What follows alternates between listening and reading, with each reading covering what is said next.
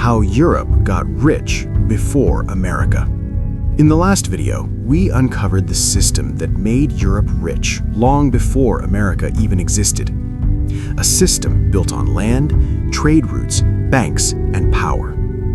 Europe learned how to control assets and let others create wealth for them. That system didn't disappear with time. It crossed the Atlantic. When America was born, it didn't reject Europe's model. It studied it, copied it, and then removed its limits. No kings, no crowns, but the same machinery underneath. More land, more resources, more speed.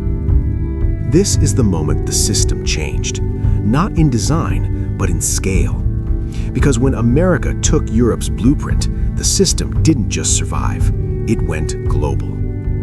This is how America supercharged the system Europe built and turned it into the most powerful economic machine in history. Part 6. How America supercharged Europe's system. When America gained independence, it didn't ask a philosophical question. It asked a practical one. How do we grow faster than everyone else? And the answer was simple. Take Europe's system and remove its limits. Limit 1. Land scarcity. In Europe, land was scarce. Borders were fixed. Nations were crowded. Every inch had already been claimed. But America? America had land on a scale Europe had never seen. Millions of acres, forests, plains, rivers, minerals underground. Land wasn't inherited here, it was taken, surveyed, sold. For the first time in history, ordinary people could buy land. This changed everything. Land became collateral. Collateral became credit. Credit became expansion. A farmer could borrow. A merchant could scale. A factory could rise. In Europe, land preserved old wealth. In America, land created new wealth. Limit 2. Old elites. In Europe, there were kings, nobles, permanent aristocracies. America removed the crown, but kept the system. There were no dukes, no earls, no lords, but there were banks and corporations and contracts. Power didn't disappear, it changed clothes. In America, money replaced titles. If you controlled capital, you controlled opportunity. Limit 3. Slow production. Europe invented factories, but America perfected them. Why? Because America had 3 advantages: cheap land, mass immigration, and enslaved labor. Factories multiplied.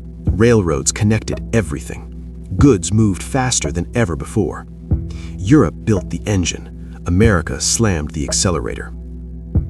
Part 7. The dark fuel. Who paid the real cost? But systems don't grow without fuel, and America's fuel came from somewhere.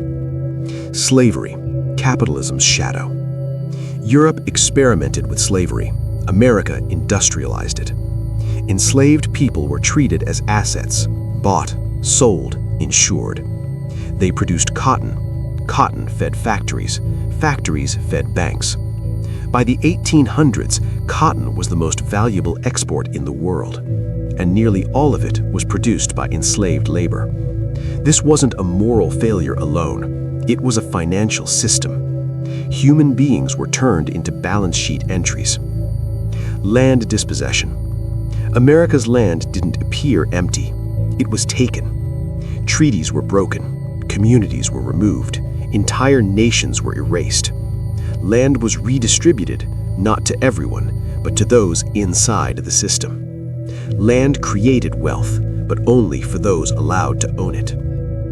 Labor without protection. As slavery ended, a new system emerged.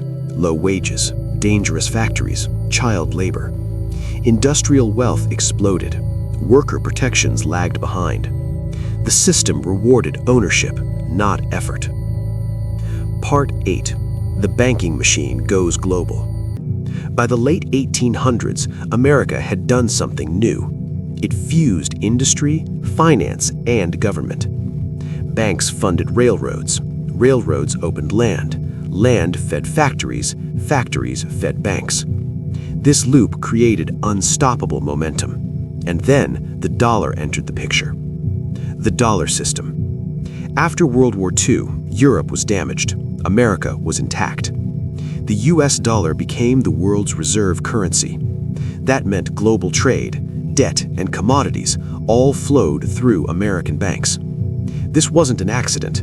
It was the final evolution of Europe's original system. Control land, control trade, control money.